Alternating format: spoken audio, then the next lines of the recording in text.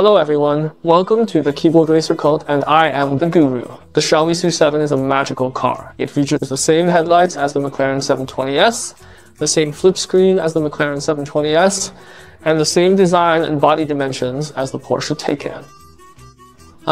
The length and width are almost exactly the same, but the height and wheelbase are a bit larger on the SU7, obviously for space reasons. You can't be as capricious as Porsche in making such a sporty design. Of course, this also results in SU7 having much more rear space than the Taycan.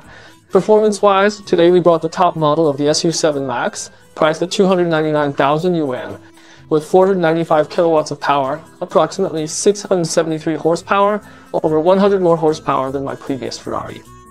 Oh, how times have changed. This power is comparable to the Porsche Taycan Turbo, which has 500 kilowatts and is priced at 1.518 million yuan. Can a car built at 1/5 of the price achieve the same acceleration performance as the Porsche Taycan Turbo? The official 0 to 100 km/h acceleration time for the Porsche Taycan Turbo is 3.2 seconds, while Xiaomi's is 2.78 seconds. This is kind of a joke. I've tested the 8 million yuan Ferrari SF90, which accelerates from 0 to 100 km/h in 2.61 seconds. Can your 299,000 yuan car be almost as fast as the SF90? Okay then, let's go for a straight line acceleration test.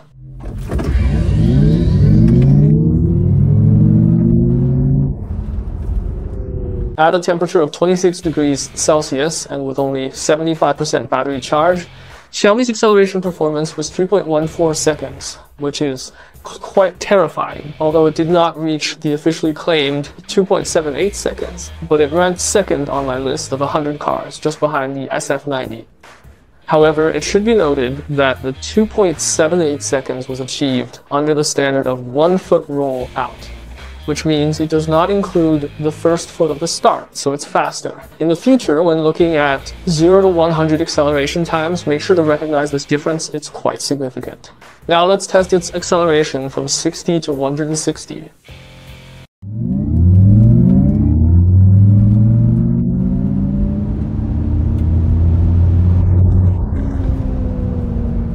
In a 26-degree temperature with only 73% battery, Xiaomi's 60 to 160 performance also reached a terrifying 4.9 seconds, ranking it first on my list for this metric. When you look at the Supra and Porsche 718's performance, it feels like gasoline cars and electric cars are not even in the same dimension. Even the 4 million yuan Ferrari 458 is far behind Xiaomi. So can this terrifying car beat a Porsche on the track? However, I do not have the Porsche Taycan Turbo on my leaderboard, so we will use the 1 minute 11.3 seconds of the Panamera 4S for reference. Xiaomi's tires are Pirelli P0 PZ4, a new formula for electric vehicles, with widths of 245 in front and 265 in back. What do you think? Can Xiaomi beat the Porsche Panamera 4S? Leave a comment below and hit the like button. Let's head to the track. Go!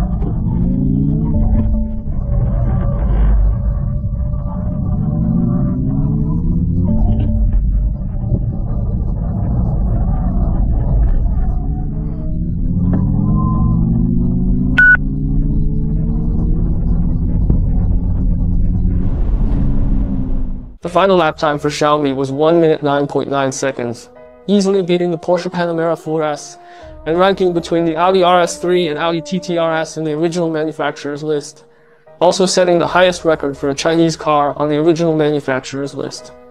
Of course, on the overall leaderboard, this time seems very fast, but it's not shocking, especially since YGT is not friendly to heavy cars. If placed in the electric car leaderboard, it's incredibly off the charts, being 2 seconds faster than Zeekr 01, about 3 seconds faster than Polestar, and 4 seconds faster than BYD Seal, and Xiaomi uses P0, PZ5 tires for electric vehicles.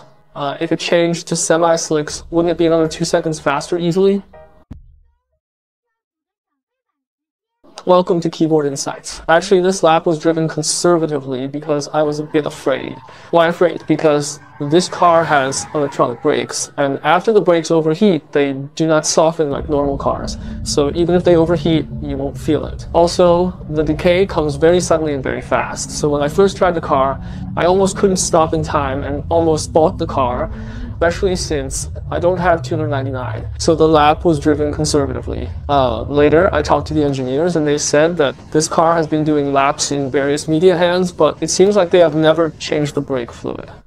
So the repetitive boiling of the brake fluid increases its water content. I think the quick decay might be due to this reason. Additionally, because there are many cars on the track day, I only managed to set 2 lap times in an afternoon, so there's still some room for improvement in terms of lap time. The day after I finished writing the draft, they told me that indeed it was a problem with the brake fluid, and in the future they will perform brake line venting operations or directly replace the brake fluid on this car when it runs on the track. Alas, I missed out and can only wait for next time. After explaining why the lap was conservative, let's talk about the car. To sum up, it's basically a Porsche Taycan. The steering feel, power sensation, and even when you drive, you can see the bulge above the front of the car, all exactly like a Porsche. When I drive it out to eat, I always think I'm driving a Porsche, and that kind of confidence feels just like I'm a Porsche owner. The engineering team's calibration is exactly like Porsche, very online, and the car is very easy to drive. But there are 2 points where I feel it is even sharper than the Taycan. One is the chassis, and the other is the front-end response. The chassis, like Porsche, has a double wishbone front and multi-link rear with CDC adjustable damping as standard, but the tuning style is even more direct than Porsche, less upscale and heavy, more crisp and refreshing. The response speed of the front end is very fast, I think even faster than Taycan. A bit like the neurotic feel of an Alfa Romeo, you turn the steering and the front moves immediately. But the absolute speed might even be faster than Alfa Romeo, since Xiaomi's front does not have an engine. Overall, I really like this set of driving feelings. It feels integrated, and I think it can be said to be the best domestic electric car I have ever driven. And then about the track. The SU7's chassis is very stable, especially when you steer and brake. All the dynamics, all that shaking disappears. Just like I described the G82 M4, it's like magic, or like a more damped, more sporty Zeekr 001. Zeekr 001 is also very stable and very good, but its shock absorption shakes a bit because it needs to accommodate comfort. Xiaomi is more sporty. The characteristics in the Benz are also very consistent, and the all-wheel drive performance out of the Benz is also very good. The dynamics of this car almost have no flaws. But if I don't mention any flaws, you might say I'm biased, so I'll say 2 things. First, I think the steering wheel doesn't look as cool as Porsche's. It appears a bit rough. You see, the small buttons on the central control are very, very exquisite. I think they are at Porsche's level. The white interior is also stunning, but it makes the steering wheel seem a bit crude, like it's from a car that costs $200,000 or $300,000. The second point is that its TC cannot be completely turned off, which really affects the lap time performance, and the intervention and release are very non-linear, just like Zeekr 001, completely different from Porsche. Porsche gives you more leeway, you can drift if you want. But although Xiaomi's TC can't be completely turned off in high-speed situations on the track, there are always limits, but it can still drift at low speeds. The good news is that their engineers will upgrade this feature OTA, and when I come back from Germany, they said this car will be able to completely turn off TC. I guess then the track lap time could be faster by 1 or 2 seconds. Really a bit terrifying. Alright, that's about it. To sum up, it's a car with a sharper chassis and front-end response, but less freedom with the TC. Priced at only 1/5 of a Porsche. Truly an exceptional car. Before Xiaomi, all Chinese electric cars were comfortable with a bit of performance and driving pleasure. But I think Xiaomi is different. Its emergence will be a turning point. From then on, I guess there will be more domestic electric cars that pursue driving pleasure, because what Xiaomi makes can resonate with the driver. It reminds me of an old term from the era of gasoline cars. Unity of driver and vehicle. That's the feeling. Okay, that's it for this episode. If you also like track content, don't forget to like, share, and subscribe. See you next time.